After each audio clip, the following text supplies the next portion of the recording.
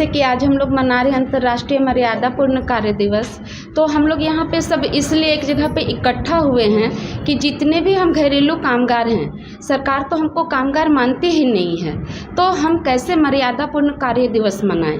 हमारे काम को भी सम्मान मिलना चाहिए, हमको भी कामगार का दर्जा मिलना चाहिए। जैसे कि अभी रेणु बहन बता रही थी कि कन्वेंशन 189 नीति 189 में ये घरेलू कामगार के लिए ये सारा नियम बनाया गया है 2011 में जनेवा में, जहाँ पे सारे देशों के साथ हमारा भारत देश भी उसमें हस्ताक्षर किया है, पर आज तक उस नीति को यहाँ लागू नहीं किया है।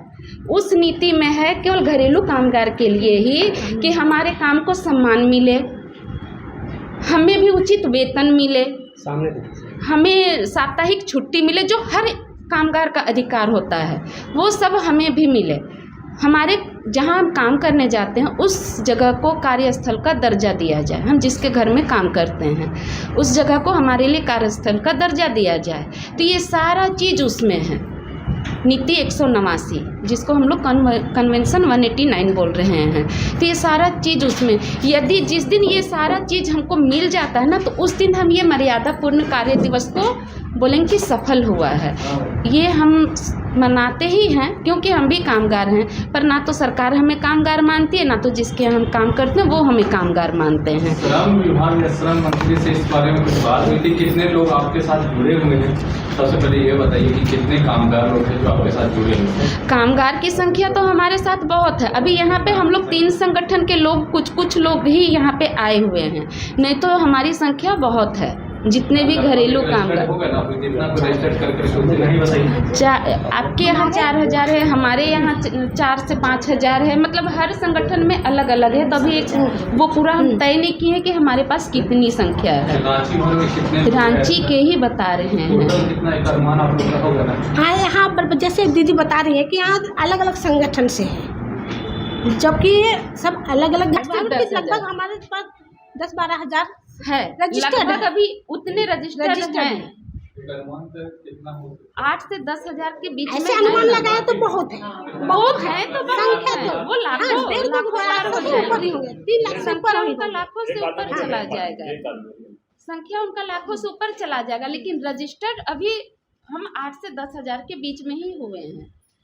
और ये अभी श्रम विभाग में आप देखें तो बहुत सी बहनों का वहाँ पे असंगठित कार्ड भी बन रहा है। अच्छा, आप लोग किस तरह का काम करते हैं? घरेलू कामगार जो किसी के यहाँ झाड़ू देना, बर्तन धोना, कपड़े धोना, बच्चा देखना, बुजुर्ग को देखभाल करना, या कोई बीमार है, मरीज है, उसका देखभाल करना, खाना बनाना, ये सारा घरेलू कामगार में आता है। अच्छा, ये चीज बताइए, जो आप लोग न्यूनतम मजदूरी अपना कुछ सोचे होंगे ना? हमारा क्या है न्यूनतम मजदूरी हम कैसे सोच सकते हैं? प्राइवेट काम ही करें, लेकिन हर जगह पे प्राइवेट काम का भी एक दर तय है। हर जगह प्राइवेट काम का भी एक दर तय है। तो आप फिर सरकार जो तय की है उस पे बात कीजिए, या फिर अपना मांग है उस पे बात कीजिए। दोनों में सरकार तो जो तय की थी वो पिछले साल दिसंबर में हमें हटा दी है, तो अब हम क्या तय करें? अपना न्यूनतम वेतन। हाँ जी, तो वो काम के हिसाब से वेतन हो, तो हमारा शुरू से ही मांग है कि काम के हिसाब से हमारा वेतन हो। ये हमारा शुरू से ही मांग है। क्या डिमांड है आपका? हमारा डिमांड यही है कि जो काम के हिसाब से वेतन, उचित वेतन मिले। उचित वेतन मतलब जो हर किसी के लिए उचित वेतन होता है, जिसमें उसका परिवार का भरण पोषण, बच्चों को पढ़ाना लिखाना होता है। कहीं जाते हैं तो 2 घंटे के लिए आपको काम मिलता है, तो 2 घंटे में आपको कितना सैलरी चाहिए जो आपका परिवार या वो काम के हिसाब से। अब हम एक घर में तो 2 घंटे काम कर रहे हैं, तो हम लोग काम करने वाली हम 4 घर में भी कर लेते हैं, 5 घर में भी कर लेते हैं काम, तो उस हिसाब से हमारा वेतन बने, काम के हिसाब। सबसे पहले तो हम सरकार से अपने मांगों को रखने के लिए ही हम लोग यहाँ आए हुए हैं। मैं अपने घरेलू कामगारों की तरफ से, जो हम लोग वर्षों से ही हम लोग ILO कन्वेंशन को लेकर के हम लोग हमेशा मांग कर रहे हैं कि सरकार हमारे जो ILO कन्वेंशन जो वहाँ पारित करके आए थे, वहाँ सिग्नेचर करके आए थे, उसको यहाँ पर ही लागू करें। लेकिन हम लोगों ने इतने साल से मांग जो कर रहे हैं उसको वो लोग पूरा नहीं कर पाया है। तब हम लोगों ने हार करके अब राज्य सरकार से हम लोग को मांग कर रहे हैं कि वो राज्य स्तरीय जो है हमारे लिए घरेलू कामगारों के लिए विशेषकर एक कानून बनाए, जिसमें हम घरेलू कामगारों को हर तरह का सुविधा मिल सके, जिसमें हर तरह के जैसे आवास हो गया, न्यूनतम मजदूरी हो गई, छुट्टी हो गई, बीमार हो गया तो उसमें सुविधा, कार्यस्थल पे सुरक्षा, इस तरह के बहुत सारे जो हमारे साथ जो शोषण हो रहा है वो सब की रोकथाम के लिए भी हमें राज्य स्तरीय कानून चाहिए।